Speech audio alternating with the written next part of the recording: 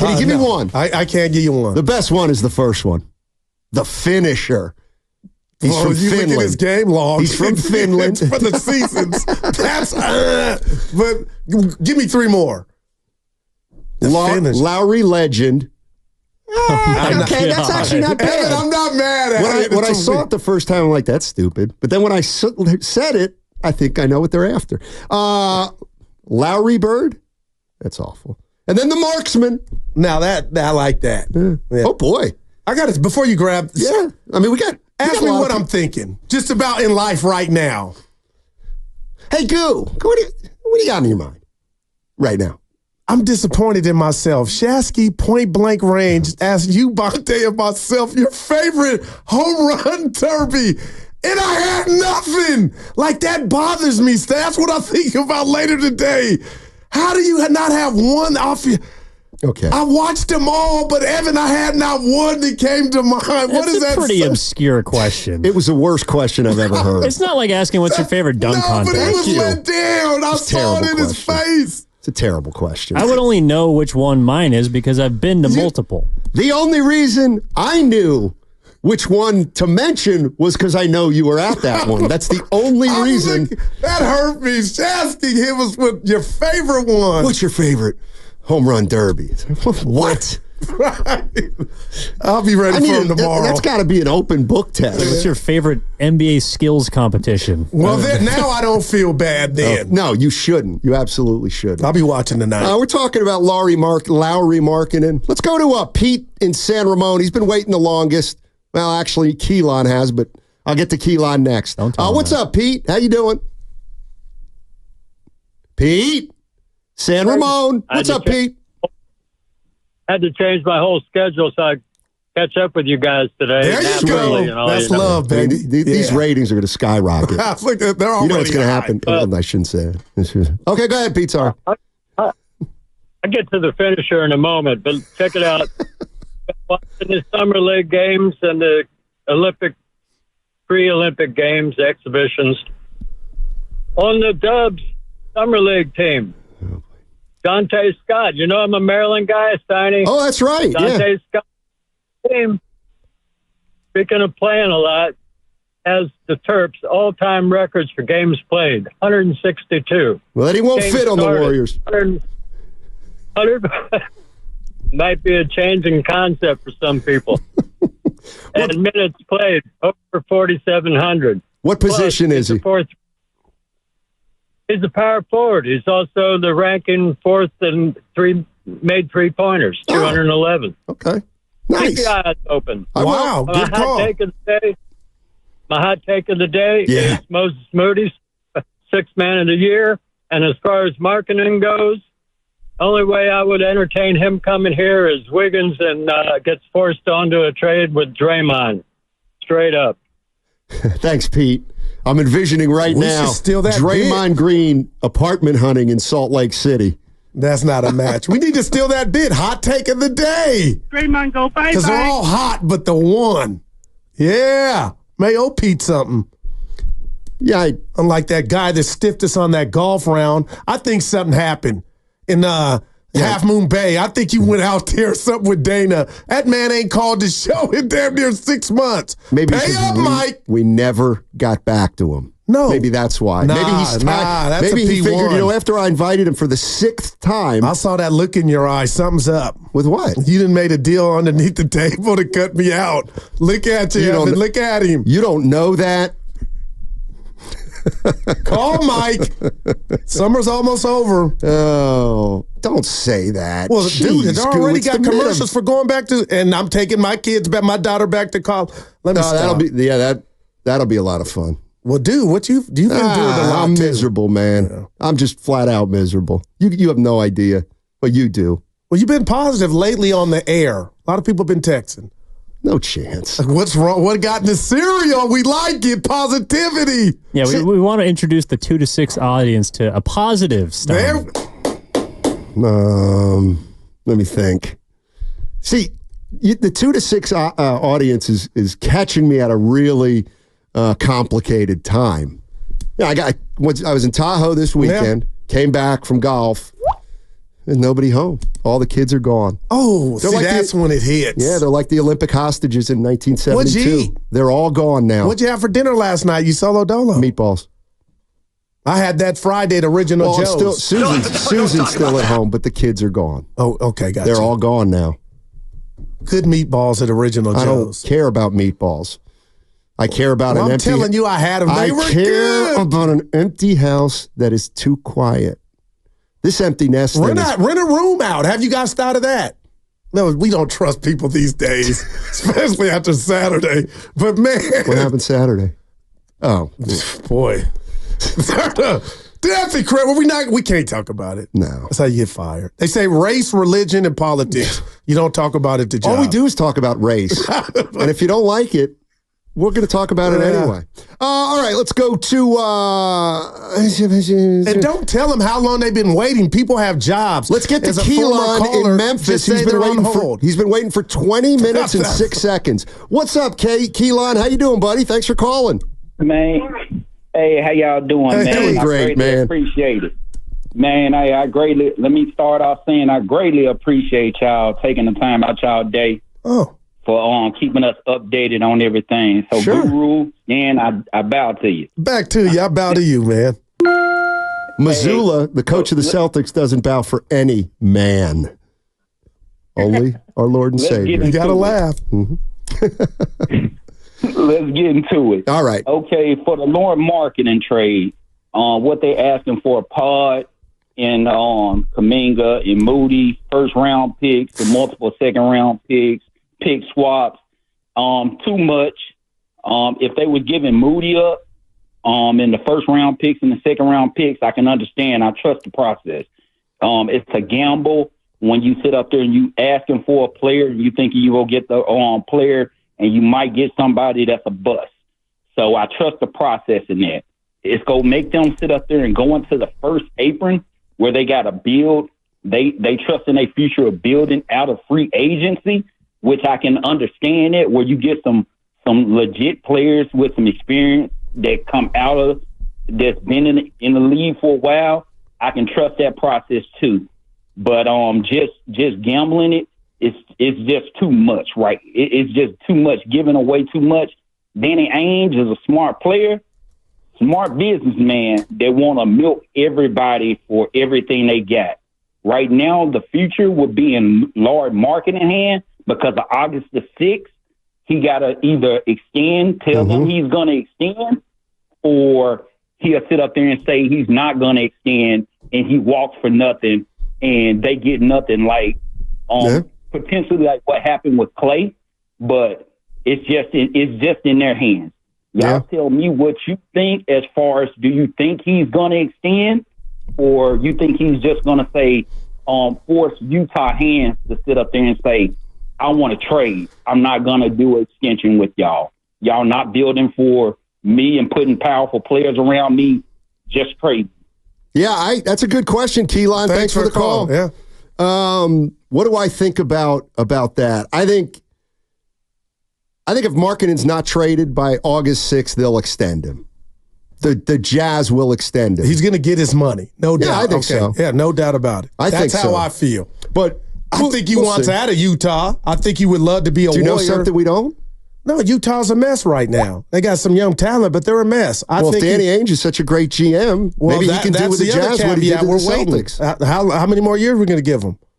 Well, he's only been there a couple, right? All right. I know. I was just asking for a number. Well, 2028? There are no quick fixes in the NBA, despite what Warrior fans think. Well, there better be one here by the Bay. Well, that was an anomaly last year, not making the playoffs. Yeah, it's only happened. Yeah, it's only happened 3 times in the last 5 years. That's heavy. No, I'm not going to say it. No, we're good. No, I'll tell you what. I'm really self-conscious now because we have so many listeners out there that aren't familiar with you and me. And you know how it is, Goo. If you hear me for just a week, you think I'm an A1D. Yeah, 20 minutes. But once you listen to me for 6 months, then you're like, you know what? Yeah, cool dude. He's not as much of a D as I thought, but he still is somewhat one. People know your rep. Yeah. This guy is such a D. Let's go to... This is fun. Look how you just like Evan. Pick somebody. Okay, hold on. Let's go to who's waiting the longest. Jonathan in San Leandro. Boy, he's been on hold for a while. Our guy. What's up, Jonathan? I'm off work, guys, so let it rip. You can tell the boss I've been on 30 minutes, 40 minutes. It doesn't matter. I appreciate you looking out, Goo. But my message is more for Guru than it is for Steiny. And Guru, I wanted you to take a look over what Greer's doing. For a long time, this GM was given a lot of criticism saying, you're getting rid of these players. What are you doing to the Sharks? And we didn't let them have the time, as the kids say, cooked or whatever it means. And he has. And we all know, and I know you guys know because, Celebrini, shout out to his dad. We got Celebrini and Will Smith and the San Jose Sharks fans. You couldn't even bring up the last bad years. We're so excited for next year and the future. I just want you to remember that, the future looks bright. And a lot of these guys who are quick to get rid of everyone to say this is for Curry, it reminds me of the back when the Sharks were really popular. I hate saying bandwagon, but I'm going to call it that. I'm a Warriors fan. I want what's best for the organization and what's good for the Warriors. I love Curry. I appreciate what he's done, but it's not Steph Curry Warriors. It's the Golden State Warriors, and you just got to trust the process, Goo. That's all I want to say, and I appreciate you guys. I hear you loud. Thanks, Jonathan. Appreciate the call. Loud and clear. Yeah. Is Kuminga Celebrini? Is he Macklin Celebrini? I don't know, but he's about to get paid. Macklin Celebrini is going to burst on the scene. Man. You heard it here first. And they need a shot in the arm. Who? The Sharks. Warriors. Oh, I'm sorry. He's going to be their Steph Curry. Hopefully. This is Macklin Celebrini, and you're listening to Steiny and Guru. First radio bid into Bay. Yeah, nobody can take that from us, even if we get axed. Hey, by the way, remember when I was wrong on this one. Remember when did Justin Herbert come out of the draft? 2021. Remember, I like to do a thing where I see 2020. one highlight of a player and then I make a prediction. Right, with Necty, too. I never saw one highlight of Justin Herbert. I just saw the way he looked. Yeah. And I was like, he stinks because of the way he looked. Looks like a surfer guy, So I figured he wasn't very good. He was. So I was wrong on that one. You saw him throw a football. Never. Let me tell you who's a player. I saw one highlight of him. Oh, we already got the flag. I don't even know his first name. But his last name is Sarr. Oh. The guy from the Wizards that they drafted. Yeah, I saw two moves. I was like, wow, those are NBA-looking moves. It's Summer League. Yes. Wow. Yes. But I project him as Alex. Yeah, Big Al. He's good. Good player. Going to be good. You watch. Let's go to Omar's in Oakland. What's up, Omar? How you doing, buddy? Man, I'm doing good, man. My Celtics finally won a championship. I didn't call you guys for like a year when I was really hurt from 2022. Yeah, look at it. That's 2 years. Yeah, that was 2 years ago. But I had to rehab from that loss. But the thing is, I agree with you, Stein. You're right. You had a point when you talked about earlier that winning 2022 was like the icing on the cake because it was unexpected. The Warriors didn't expect to have a championship team, and they really didn't have a challenge in the Western Conference. It really was Memphis, and then John Morant got hurt for 2 games. Dallas was no challenge, and we know they beat the Nuggets 4-1. Jamal Murray wasn't there, and Boston was unexperienced, but nobody expected the Warriors to win that. So I think that kind of messed up the previous 2 years because it built up expectations that weren't there, and Mike Dunleavy didn't capitalize on Jordan Poole, and he didn't capitalize on the Chris Paul contract. And it's like the Warriors have a good team, but they're not a great team, and they're stuck in the middle of the road. And if you want to do business with Danny Ainge, just look at his previous trades. He fleeced the Minnesota Timberwolves to get Kevin Garnett for Al Jefferson and a bunch of nobodies, Wally Zerbiak. He got Tatum and Brown basically from Brooklyn Nets for auto pick. Right. He got... and then he made another trade he did with the it was like 3 years ago. Basically, we got Drew Holiday. When he get Drew, you're talking about Ainge. Yeah. I'm sorry, I thought you were talking about the Celtics. Go ahead. Yeah, but basically, like, I'm a Celtics fan, so I know Danny. I don't know him really well, but I know he's not going to do a fair trade. So if he does a trade with the Warriors, it's going to mess up the Warriors in the future. He's going to get Kuminga and Podolski, and the Warriors is going to be left, like you said, 2-3 years down the road and no picks, and they stink, and you don't want to be in that position. Appreciate the call, Omar. Although I will say this. Thanks, Omar. Appreciate it. Congrats. He's a Celtic fan. Well, it was interesting that he said right now they're in the middle, which stinks, but you might be lousy in 3 years. Well, some people think being lousy is better than being in the middle, because at least if you will not have traded your picks, you'll have picks to either use or to trade for assets. If that day comes that nobody wants, Steiny, to trade Curry, I think you still can get a haul. Yeah, I don't. I was going to come in talking about that today, but I thought, we'll save it. What? Okay. Here's what I would love, what's the skinny on that? Okay, here's what I think. So Steph Curry's got 2 more years left in his deal, but he can get extended on August 6th. Yep. So let's say he gets extended on August 6th. So he's going to go into the year with 3 more years left. I think at that point, if let's say the year goes sideways this upcoming year, and Curry's sitting there with, 1 more month and a half till the season's over, and then 2 more years left, I think you could get a haul.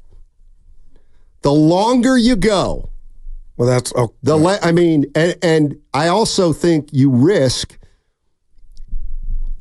not being able to get a haul for him if you hold on too long with this idea that you got to get him the 5th, because at some point his skills are going to diminish to the point where we all can see it. Well, and a contender, I could absolutely see a scenario in which we come to the trading deadline and something's happened with a team and they think they can win it. Now they think they can win it if they got Steph Curry. But the good thing that they're thinking is if we trade for Curry, we don't just get him for the rest of it. It's not like a rental.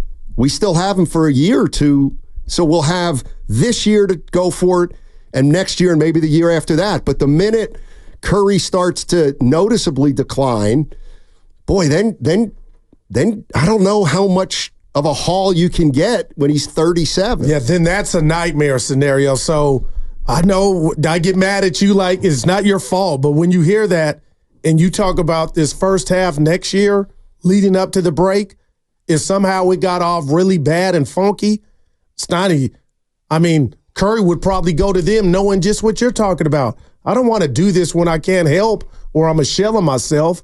I want to do this to wherever I go, I could actually help them. Yeah, see, and we talked about this a little last week, and this is the way I feel like it goes, is there's no doubt Mike Dunleavy has talked to Curry. And there's no doubt Curry understands the situation, and while Curry wants to get better as fast as possible, he knows it's unlikely. Curry knows it's unlikely. All right. So if you're Mike Dunleavy and you know all this, you have a conversation with Steph Curry. Either it's already happened or you do it in a month or two, and you say, look, Steph, you know where we're at. We don't even have to explain to you where we're at. You know where we're at. We're going to try to keep getting better with you as a centerpiece. We're going to try to get you a good player right now if we can, but we've got some young players we like. We're going to try to be better than last year, make the playoffs. But if things don't go great, just let us know what you want to do. Wow, man. Just you let us know what you want to do, because we're going to operate under the premise that you're going to be here. And we want you here, and you want to be here. If you don't, if you want to go to a better team, just let us know. We'll accommodate it. I think that's the way it goes. I don't think there's ever going to be any acrimony between the sides. But it's operation, don't ever have that happen. I don't know. I really don't know.